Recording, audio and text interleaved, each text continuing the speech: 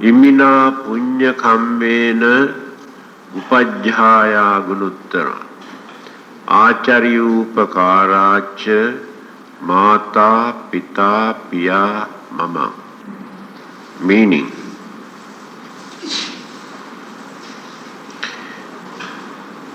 by these meritorious deeds may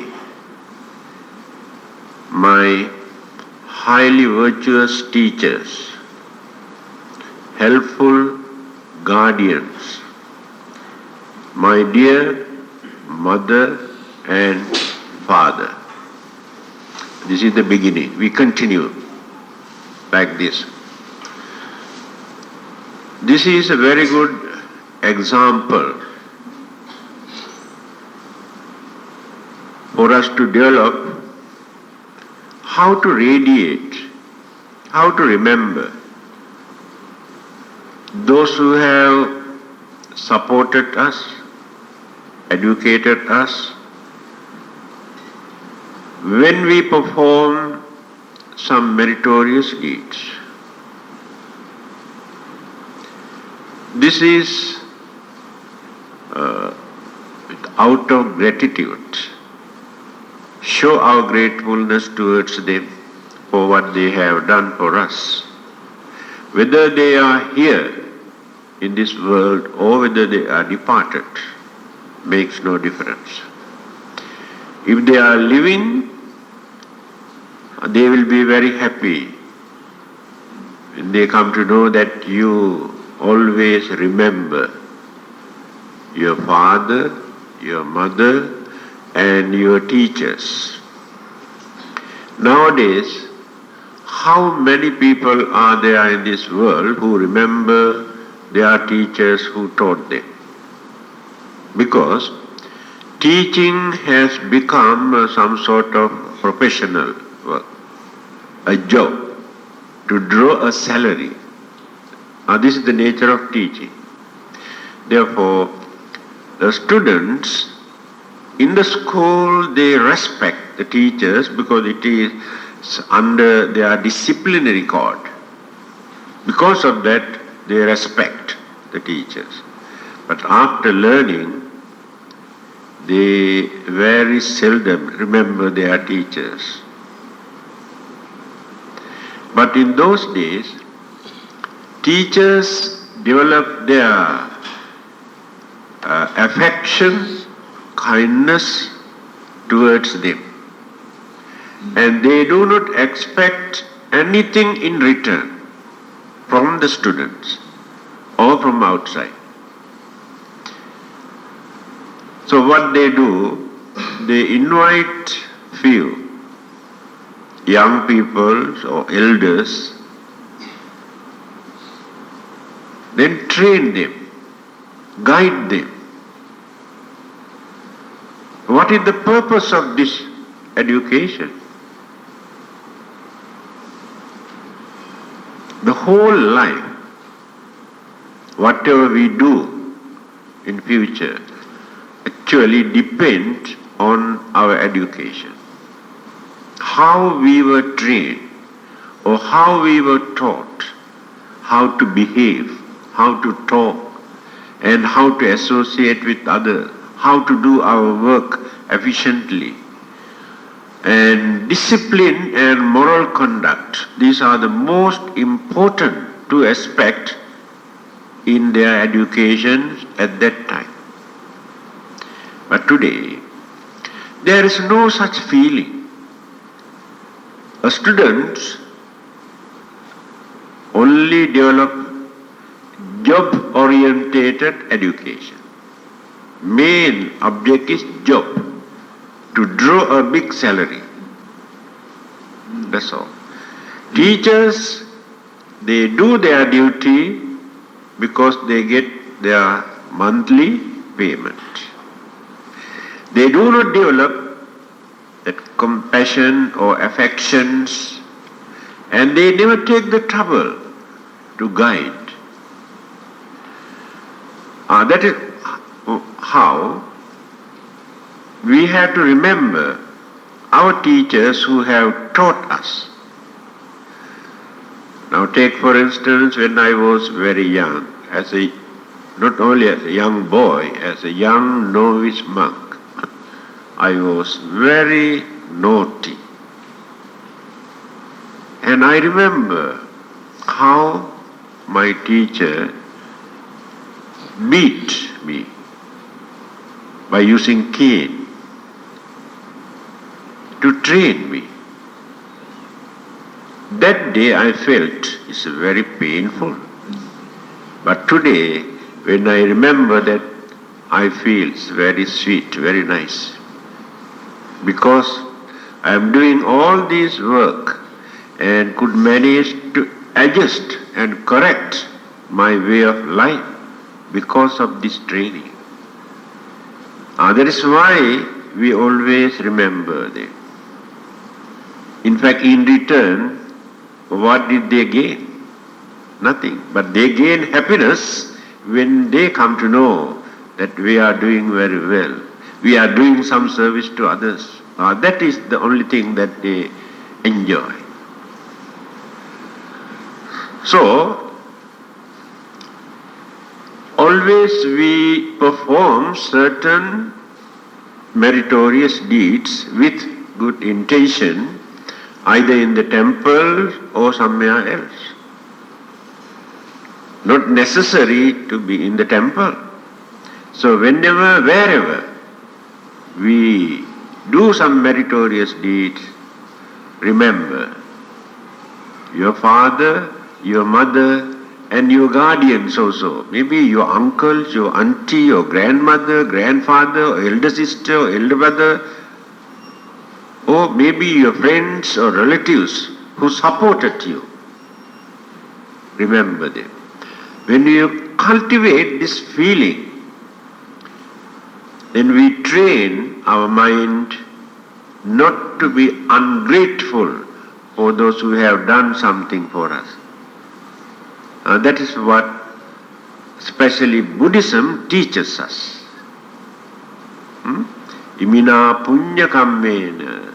So by the virtues of this merit, then Upadhyaya Guruttama, my teachers and gurus and guardians. Then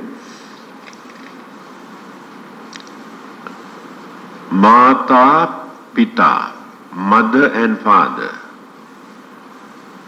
Mamang. Mamang means my. My father, my mother, my teachers, my gurus, my guardian. I remember. If they have departed, I transfer these merits.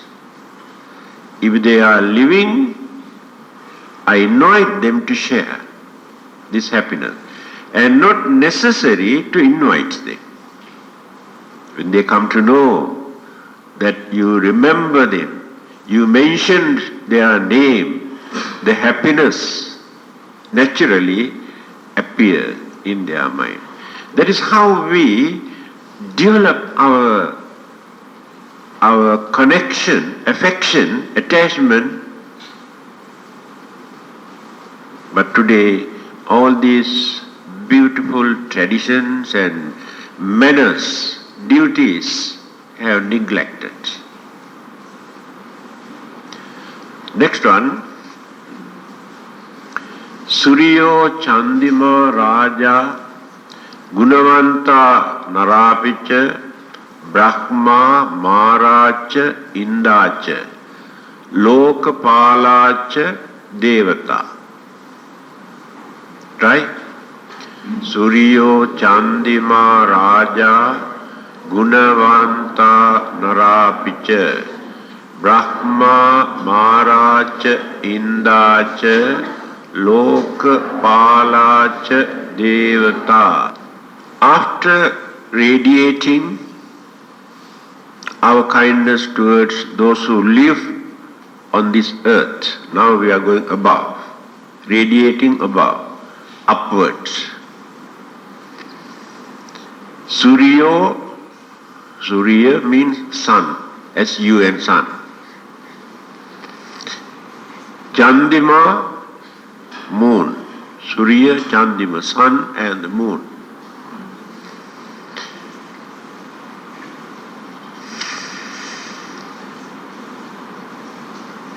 Surya and Chandima, kings, the Devas, Raja,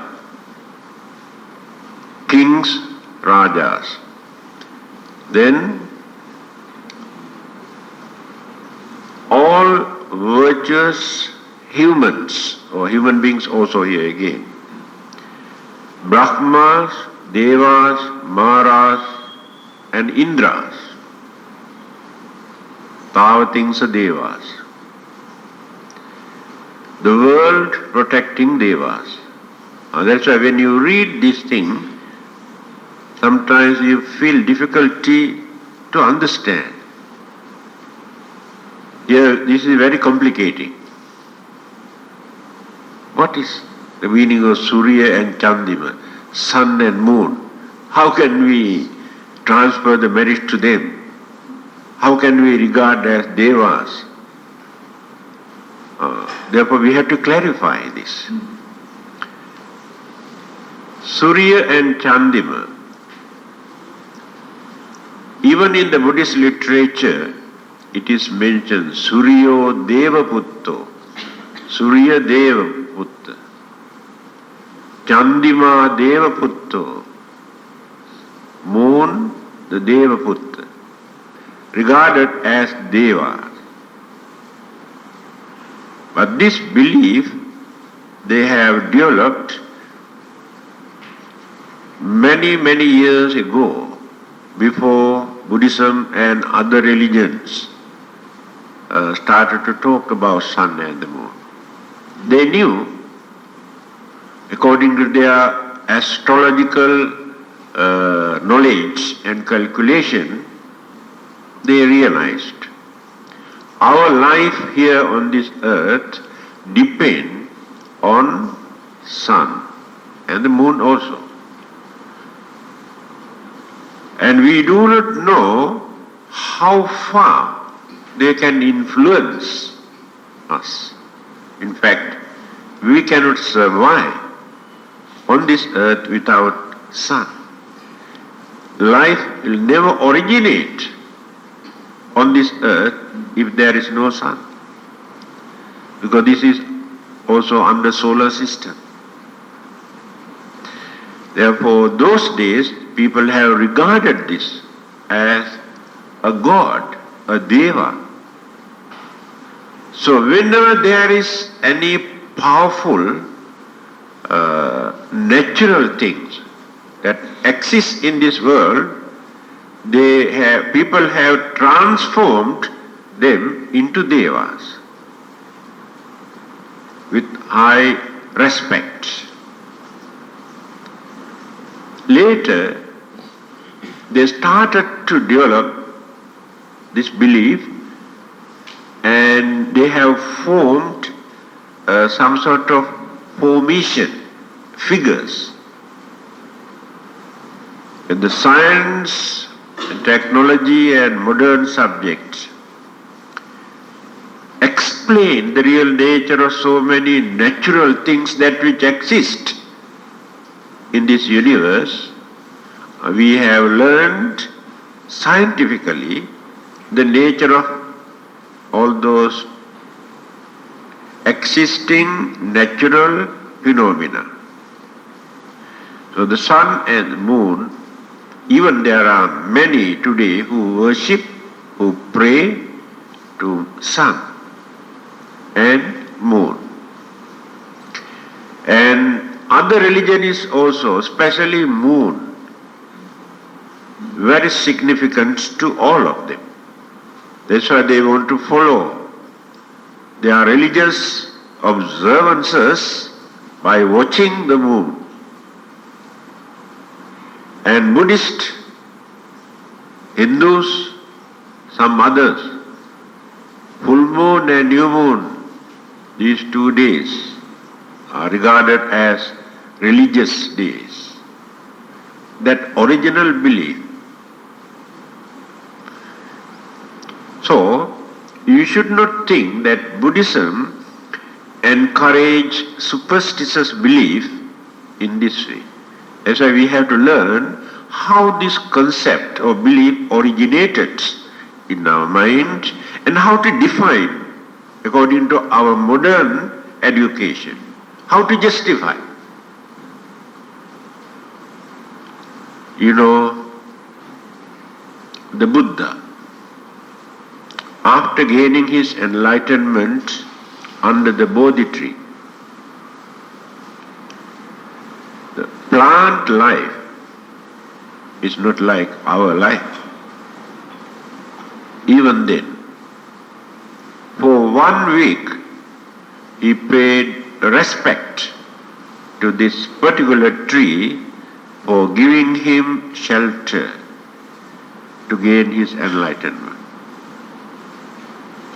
That is the first lesson he has shown us, to learn how to show our gratitude even towards such objects. Then what about the living beings, human beings, animals? So the sun and the moon, assume they are not living beings, although many people have regarded them as devas. So we remember them. There is no harm at all. Gunavanta narapicha, virtuous, gunavanta, virtuous, nara, human beings. Then we remember all those good people, cultured people, religious people, harmless people. Because we have to give them due respect. So they have cultivated, they have trained, disciplined themselves to behave as cultured people. It is not so easy. Therefore we respect them. We bow down to those people who lead a noble life, respectable life, harmless life. We invite them also to share the happiness that we gained through our meritorious deeds. Brahma, Maracha, Indacha. Brahma and Mara and Inda, there are 3 here. The word Brahma we can find in various discourses, especially in Buddhism and Hinduism, these 2 religions. Brahma is the creator God. This was the common belief in India. The follower of every religion in India at that time accepted the Brahma is the creator God. Then they developed this belief and started to pray and worship. You can see the Buddha's attitude or the Buddhist attitude here. The Buddha rejected this belief.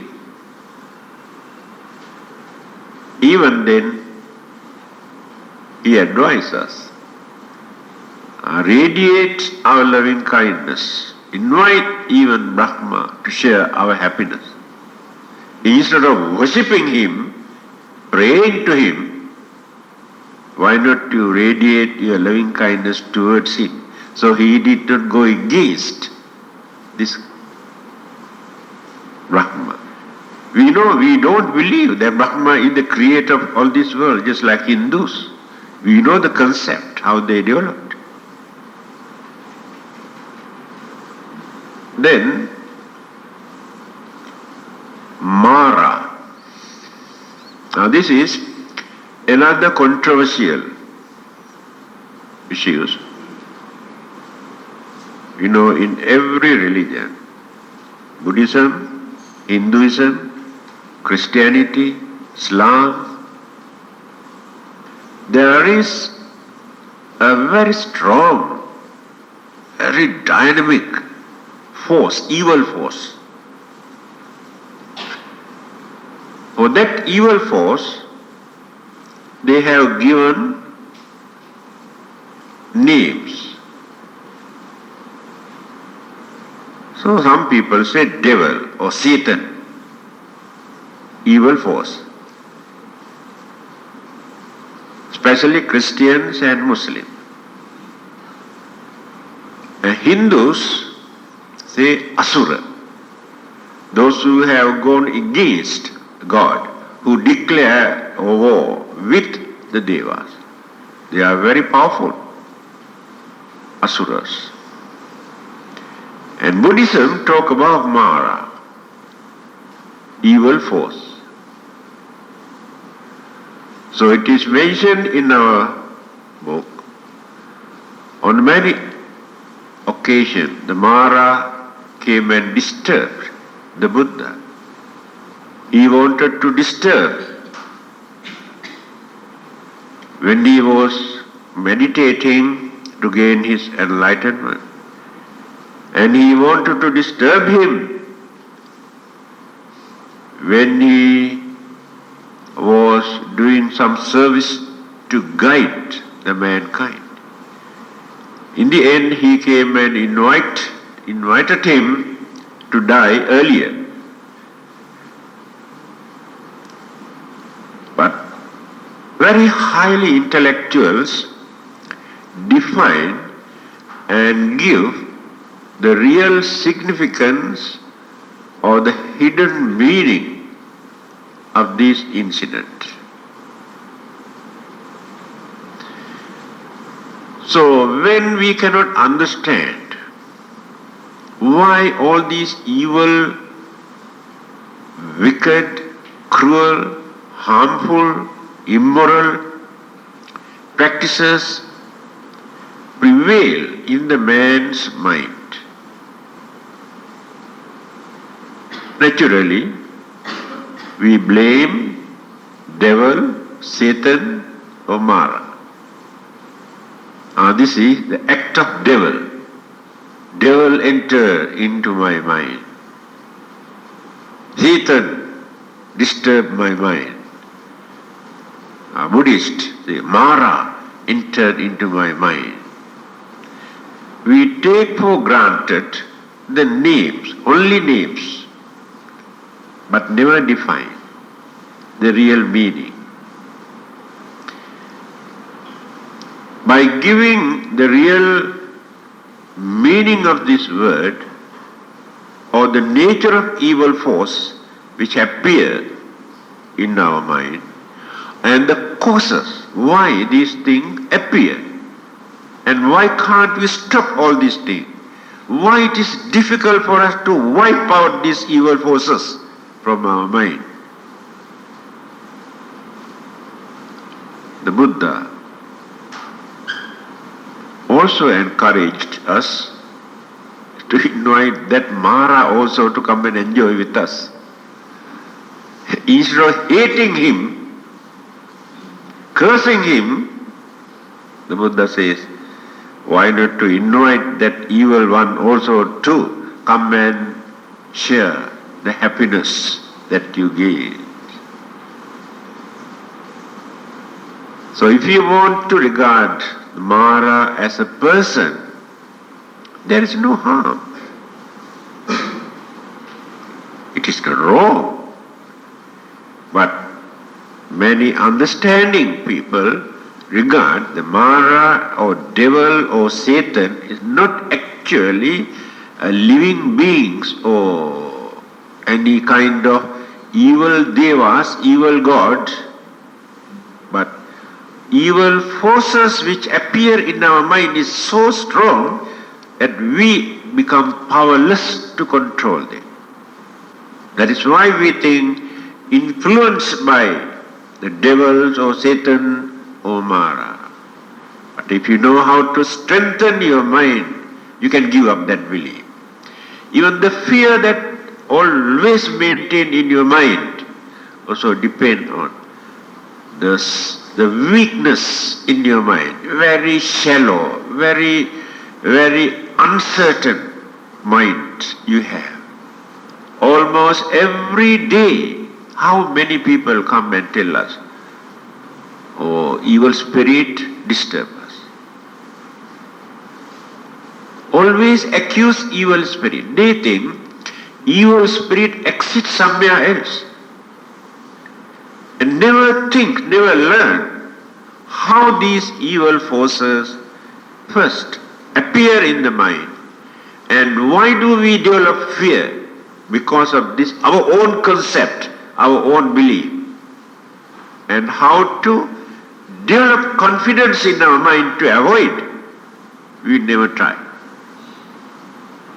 And people, the cunning religious people, take advantage. Some people say, don't worry, we can make one talisman cost about $200 to $300, not more than that. They take advantage in that way. Some other religious group come and say, all right, you come and pray in our place of worship. I can chase away the devil and spirits from your body. Then he does something. Now the spirits enter into your body. Extra kind of spirit. So what you have to do, if you want to get rid of your sickness or fear or disturbances, you have to give up your former belief. Go home, throw away all your images and Goddess of Mercy, Buddha image, and throw away everything. Otherwise the spirit that enter into your body disturb you. Take the advantage, convert. It is happening everywhere, all over the country. You do not know the tricks. One of your friends or relative who follow that method persuade you. I also had the same sickness. I went there, I prayed, now I am okay, no more problem. As if the followers of that particular religion never suffer from any sickness, any trouble. They are completely free from all the sicknesses. This is the cunning method people use to drag people into their own religious group because of the weakness of your mind. Very, very weak. We cannot convince them by advising. Very seldom. After talking for many hours, they admit little bit. Still they maintain, oh, there is something. That is why your knowledge is important. Otherwise you succumb everything, you surrender everything. Your knowledge, your education, your human intelligence, human dignity, everything you surrender to your own imagination. Then go on praying and praying and praying. That's all. Here, now you can understand the Buddhist concept of Mara and Buddhist concept of Brahma, and the last one is Indra. Indra is another name for Sakra. The name Sakra is well known, and many people pray to Sakra. Because the Sakra is the ruler or the king of that particular heaven, Devaloka. There are 6 altogether. He is not the ruler of all the heavenly realms. One particular heaven. And that is called Tavatimsa. Name of that Jatum Maharajika Tavatimsa. Second. That is second one. Jatum Maharajika Tavatimsa Yam Tusita Nimmanarati Paranimita Vasavati. These are the names given by us. These names are given by us. So, this tradition also started long ago Hindus and Buddhists pray to Sakra, king of this particular Brahma world. And the Buddha's mother, after her death, says the rebirth or existence again taken place this particular heaven. And after gaining his enlightenment, it is mentioned the Buddha had to visit this particular heaven to preach the mother. But at that time, after rebirth,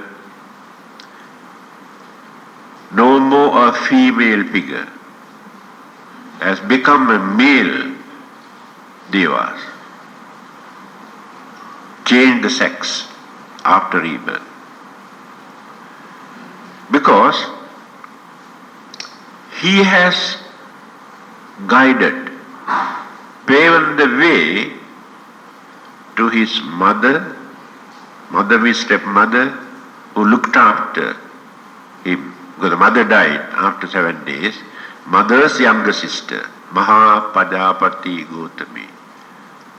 And she is the one who introduced nunnery system, first time in the world history. Then his old father, he died in his hand at home. He attained arahanthood before his death, father. And his wife, Yasodhara, also followed Pajapati Gautami and became nuns and arahants later. And his son, Rahula, also followed him and became a saint, arahant. And his younger brother, Nanda, also followed him, became a monk and arahant. So all of them were saved in real sense, not in worldly sense. So he thought, I must do something to my mother, who had to die because of me, untimely death. So he went and preached.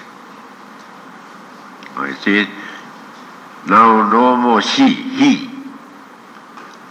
He attained Sotapanna, second stage of sainthood. So this is in Tavatinsa Devaloka heaven. So we remember all of them. Whether they really exist or not, it's not immaterial. Not important to us. It is immaterial. So we invite, we show our gratefulness, our kindness to Brahma and Mara and Indra. Lokapalacha Devata. Lokapala. Those who protect Loka, the world. Devata, Devas. Devas who protect the world. This is a very strong belief. Every religion maintains this belief. Either create a God or any other kind of God. Now how Hinduism explains this?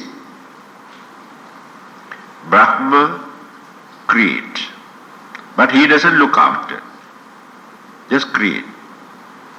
And then they have introduced another God, that is called Vishnu. Vishnu is the protector who look after, who maintain. After that they have introduced another God called Ishvara. He is very powerful and very fierce. And he is the one who destroys the whole world one day. When more and more immoral, wicked, dangerous things, spread amongst the mankind, when human beings have forgotten that they are human beings and behave worse than animals, it is happening now. Very few gentlemen. So, they say Ishvara, this particular God, is watching and wait. One day, just like presidents of America. So, our life, nearly 4,000 million, more than that, 4,000 millions human beings, fate or the life in his hand, in his finger. Just press the button. It's a matter of a few minutes only. Destroy everything. So, this Deva, this God, also watching to press the button only. Then the whole world in flame, burn into ashes. So we invite him also not to do that so early, to join, to share our happiness. Then he can reduce his anger. See our attitude. Anyway, if you use your common sense,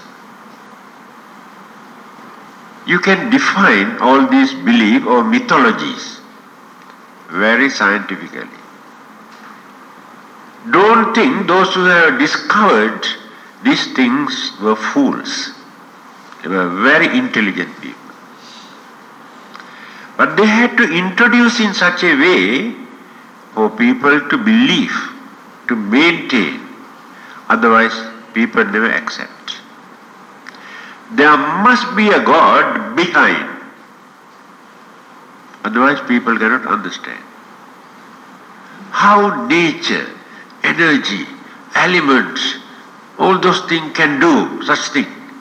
There must be a God. That is why they have injected the concept of God into every item. God is behind. Then you accept. Those scientists analyzed these three: Brahma, Vishnu, Ishvara, creator God, and one who look after and one who destroy. They say the origin of the world. Origin means when all the elements and energies, molecules, and we have no names for certain things, combined together, then started to accumulate. Accumulating, do not know how many millions or billions of years, we do not know. So when the formation has taken place as earth or planets, that is the name that they have given for that particular period is Brahma, the creator God. After this formation, environment and the favorable situation maintain these things which appeared, exist for a long period. We cannot calculate in terms of years. That is the period they introduce as Ishvara, the God who look after this creation. Vishnu, who look after this creation. Then, as mentioned by the Buddha, everything that which exists, when we define, nothing but combinations of elements and energies. And these things are not permanent. It is impossible for anything to remain forever without changing.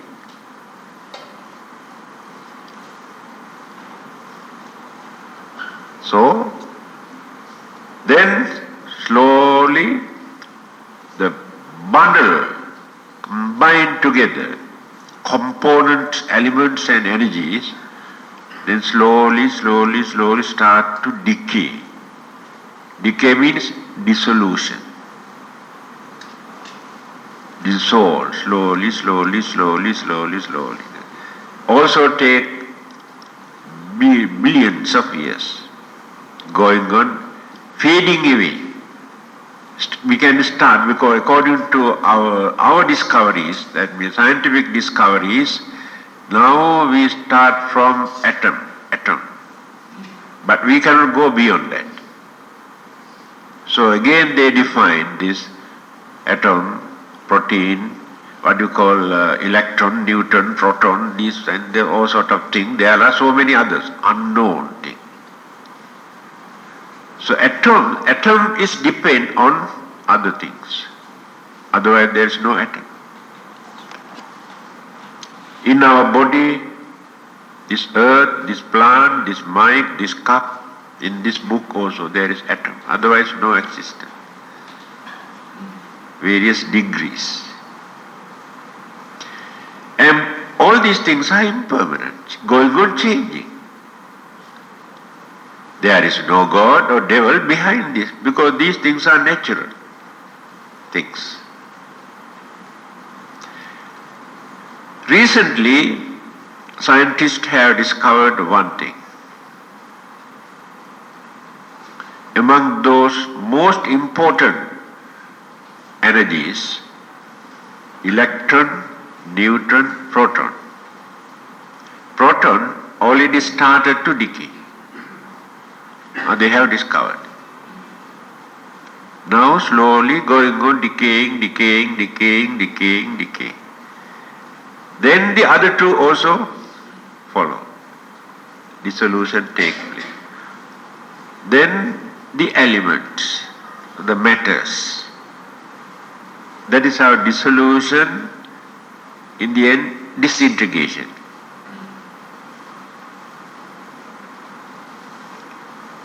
This is the last period. Destructions of the whole world take place like this.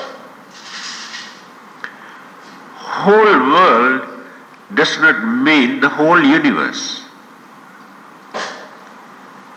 There are so many universes, not only one universe. So when certain areas, certain planets, certain galaxies start to decay, certain other areas going on developing.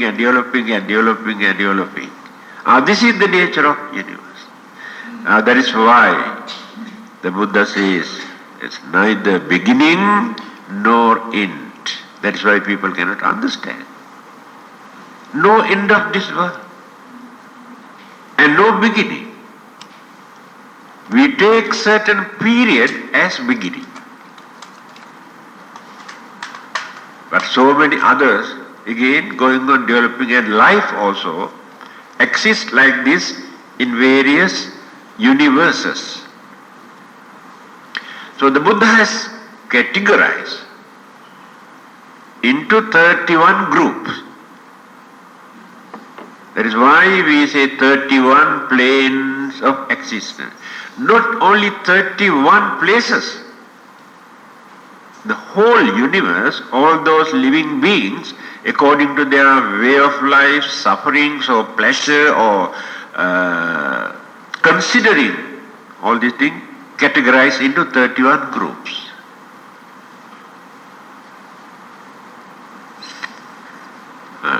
This is the scientific analysis. Buddha has given this analysis earlier but people could not understand.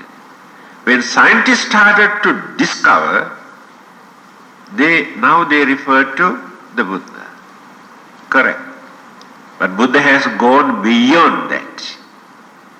Still there are many things even scientists also could not understand. That's why he is known as enlightened religious teacher. Brahma Maharaja Indacha Lokapalacha Devata, the Devas who protect. To protect this world, in different discourses, the Buddha has mentioned why disturbances and disasters take place. When the human mind is polluted, poisonous, this mental energy can pollute the whole universe. We cannot understand. When hatred, anger, jealousy, ill will, grudge, enmity, evil forces radiating every second like this from our mind, we completely change the whole atmosphere. To maintain a healthy atmosphere, to lead life smoothly, if you know how to change our mental attitude to be kind, to be honest and sincere and harmonize with each other. We cannot harmonize. Always conflicts. Two persons cannot get together. Argument, disturbances, irritate, provoke, disturb. No harmony. Then start to fight. After that develop hatred, anger, all the evil forces one after the other. That is how the Buddha says. If the worldly condition or the situation is unfavorable, human mind is responsible for that, not the devils or God. Don't think that one day God come and destroy this world just because you are bad. If he is so powerful, instead of destroying the whole world, why can't he adjust and correct your mind? So it clearly shows it is a cock and bull story, that's all. No meaning at all. So, if you know how to behave as human beings, to differentiate animal way of life and human way of life, we can understand where we stand. Then the whole country, the whole world also become very favorable, and the weather, season, rain, sun, moon, galaxies change. That because the mental energy can change their attitude. We can change the attitudes of animals through our mental energies. We can change the elements by using our scientific knowledge. We can change the nature by using our scientific knowledge. But all these are mental energies. So when we develop this mental energy without selfishness, with compassion and kindness, those mental energies become more effective. That is how we bless. Blessing must come from a pure heart. Mere recitals or worshipping never create blessing. Now you come and, Reverend, come and bless me. I'm in a hurry, I want to go back. And the monk also sometimes get angry. Okay, come, Samiti, go. If not, there may be certain monks, while blessing, see whether he take out red packets or not. This is religion today. Do you think people really get blessing? To get the blessing, first thing we had to harmonize two minds together.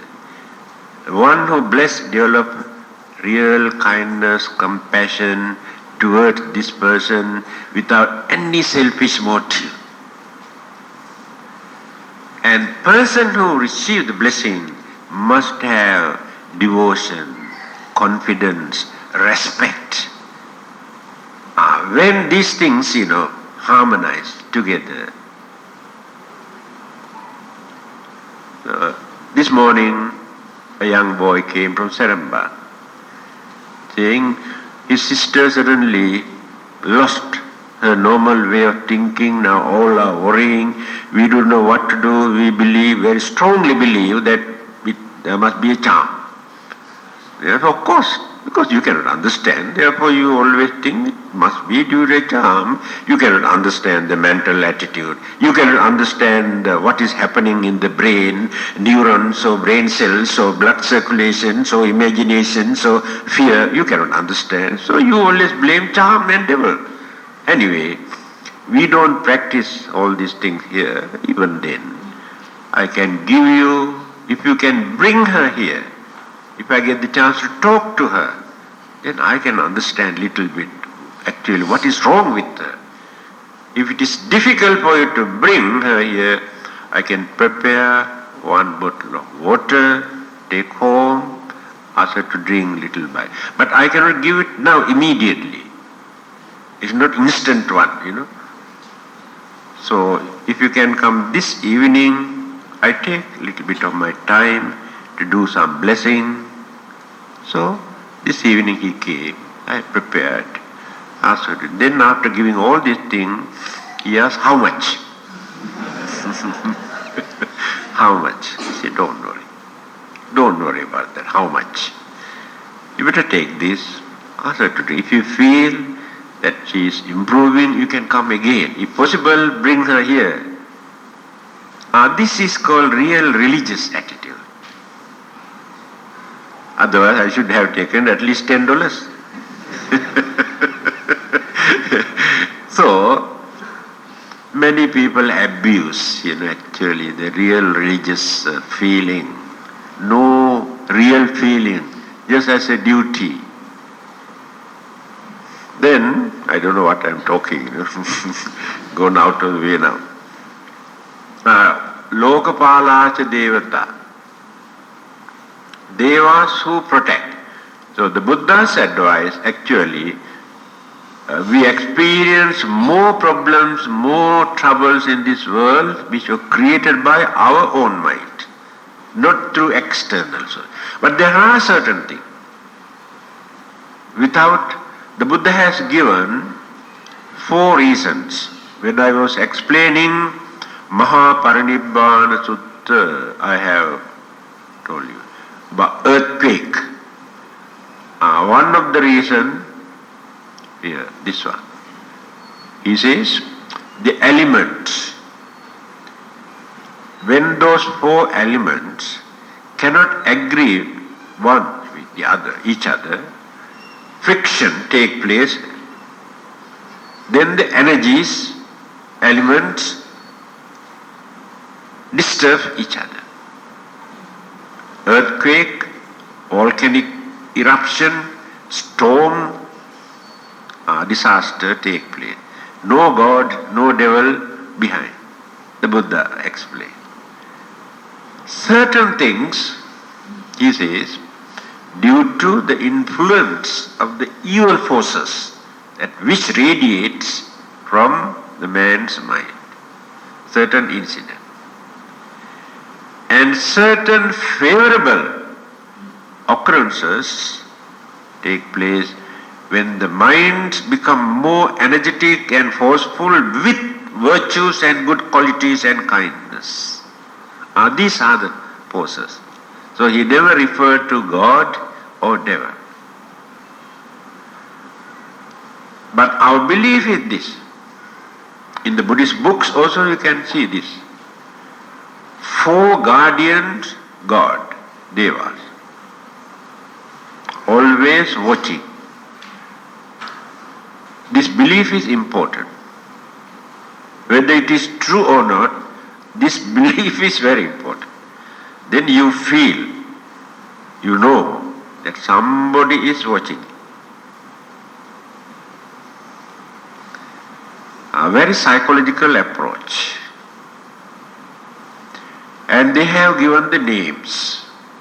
Dhritarashtra, Virudha, Virupaksha, Vaisarana. These are the names of those 4 guardians, God. 4 corners. Watching.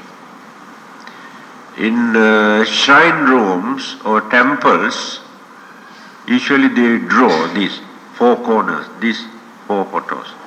Chinese may have different pictures, but Indian and some others, another kind of picture. The idea is the same. They say they have a book. 4 of them are watching. Whenever you commit an evil deed, he record in the black book. He got 2 books, one white, one black. Must be very careful, you know. When you go there, you cannot say no, you know, it is recorded. So whenever you do some meritorious deeds, he record in the white book. Not by one person.